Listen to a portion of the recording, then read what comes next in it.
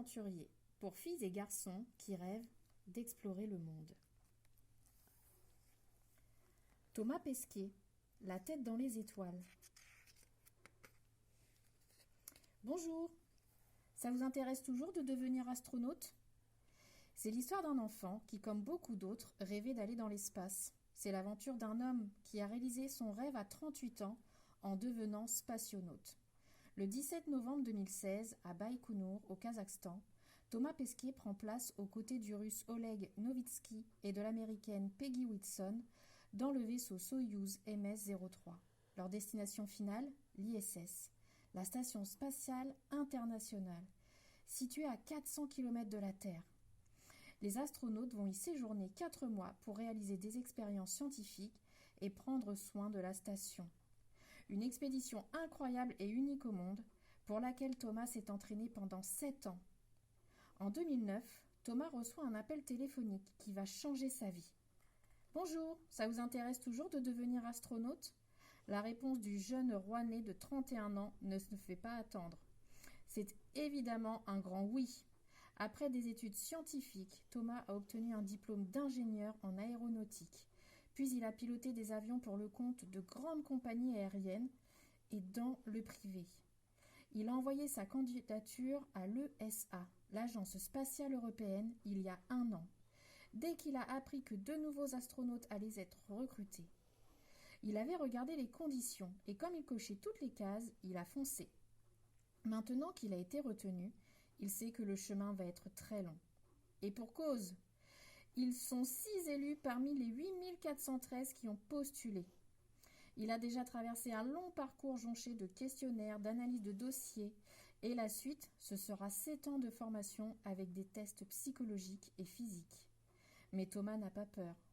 Fier d'avoir été choisi, il est prêt à travailler jour et nuit pour enfin devenir astronaute. À l'issue d'un dernier rendez-vous avec le directeur général de l'ESA, il apprend le nom de ses 5 collègues d'entraînement. Samantha Cristoforetti, Luca Parmitano, Timothy Pike, Andreas Morgensen et Alexander Gerst. Thomas est le seul Français.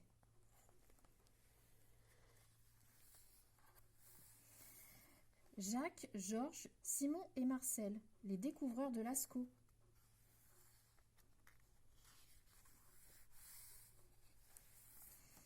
À la fin août 1940, à Montignac-sur-Vézère, une petite commune de Dordogne, on vit au rythme de la Seconde Guerre mondiale et de l'occupation allemande d'une partie de la France. 3 jeunes âgés de 13 à 15 ans voient l'été s'achever. Il y a Jacques Marsal, dont les parents tiennent un restaurant à Montignac, Georges Aniel, un Parisien en vacances chez sa grand-mère, et Simon Coinsas, dans la famille d'origine juive, est venu trouver refuge dans ce village du Périgord noir. La petite bande savoure ses derniers jours de liberté. Nous sommes en septembre, et bientôt il faudra reprendre le chemin de l'école. Les journées se suivent et se ressemblent. Le trio erre dans la forêt, part pour de grandes balades. En vérité, il cherche un trésor. Une légende du coin raconte qu'il existe un souterrain menant au château de Montignac et qu'un coffre rempli d'or s'y cache. Il n'en faut pas plus pour exalter l'imagination de nos 3 compères. Malheureusement, ils reviennent à chaque fois bredouilles de leur exploration. Le 12 septembre, les 3 amis arpentent la colline de Lascaux, au-dessus du village, lorsqu'ils croisent Marcel Ravida. Lampe à pétrole et coutelas à la main. À Montignac, on le surnomme le bagnard. Marcel est plus vieux qu'eux, il a 18 ans et travaille au garage. Comme d'habitude, il est accompagné de son chien, Robot. Les garçons discutent et Marcel leur explique ce qu'il fait là. Quelques jours auparavant, Robot a coursé un lapin qui est allé se terrer dans un trou d'arbre déraciné. Marcel y a lancé des pierres pour déloger son habitant et s'est rendu compte que le trou communique avec une cavité plus vaste. Il en est certain, c'est le souterrain qui mène au fameux trésor du château. Ses copains l'ayant lâché, il invite Jacques, Georges et Simon à lui prêter main forte. Toujours prêt pour une bonne aventure, il lui emboîte le pas. La percée ne fait pas plus de 20 cm. Il faut l'élargir. À coups de coutelas et de bâtons, ils creusent et agrandissent le passage. Marcel est le premier à se lancer. Il rampe à plat ventre dans la terre pour atteindre une grande galerie. De là, il crie « Il n'y a rien !» Mais les garçons ne comptent pas en rester sagement en haut et le rejoignent. En bas, l'obscurité les surprend.